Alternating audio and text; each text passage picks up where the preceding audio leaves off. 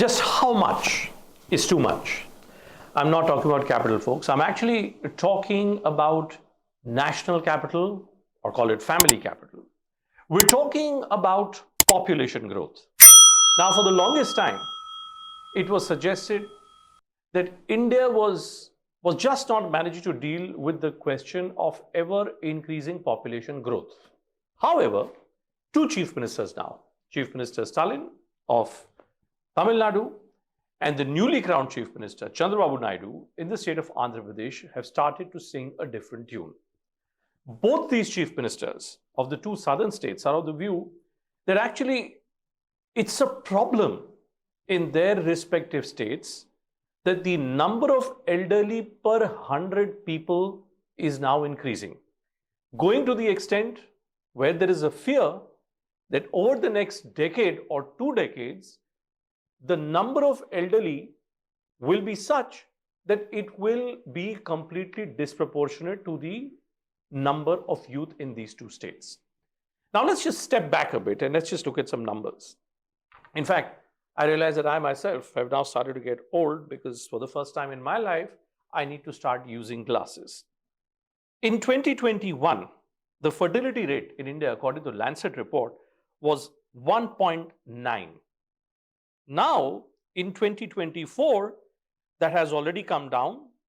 And the fear being expressed according to the Lancet report is that in 2050, this figure of 1.9 will end up becoming 1.3, the national fertility rate. What does it really mean?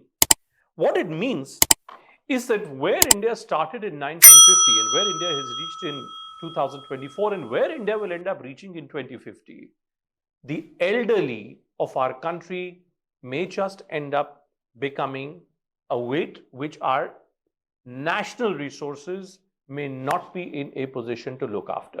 It's a very uncharitable thing to say, honestly. I mean, I myself ask myself that if I turn 60, say, in 10 years' time from now, 12 years' time from now, what will I be doing? What will be my access to national resources, to natural resources? It's in this context now that Chandrababu Naidu is talking about producing more children in the state of Andhra Pradesh. It's in this context that our Stalin, Chief Minister of Tamil Nadu, is going to the extent of saying, why not think in terms of producing 16 children per family?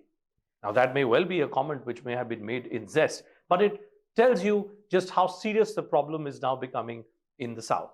Look at all the southern states, in Kerala, in Andhra, in Telangana, in Tamil Nadu, in Karnataka.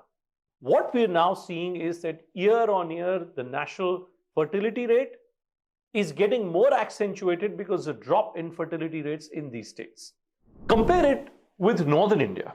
If you look at it, the number of elderly per 100 children is just over 60 in the south, just a shade under 40 in the north, and under 30 in central India. Now, this, folks, brings us to the next problem. The problem is that when it came to access to educational parameters, better health parameters, we saw that the southern states were far outpacing the northern states. Now, because the health parameters were better, the educational parameters were better, therefore, maybe there is a greater sense of awareness in these southern states. The advantage which the south had, both in terms of education as well as healthcare, now appears to be becoming a disadvantage. So, the question is, what do you do? Can you really think in terms of producing 16 children per family, as is being suggested by the Tamil Nadu Chief Minister? I think what we really need to do is to have a national consensus on the question of population. Mr. Stalin wants to start thinking in terms of incentivizing the number of people in the state of Tamil Nadu who may have more than 2 children. But in the north, you want to disincentivize that very proposition. This clash between the north and the south, which initially started with healthcare parameters, access to better education, overall a better sense of well-being, I think this clash is what that really needs to be addressed. Of course, there is a political paradigm to this entire question too. And that political paradigm is that when you get into delimitation, when you get into a scenario of a new Lok Sabha, the South its proportion in terms of its population may just end up reducing. Is that the fundamental reason why chief ministers of southern states are talking about having more population, younger people? That's the crux of the problem which we really need to address today.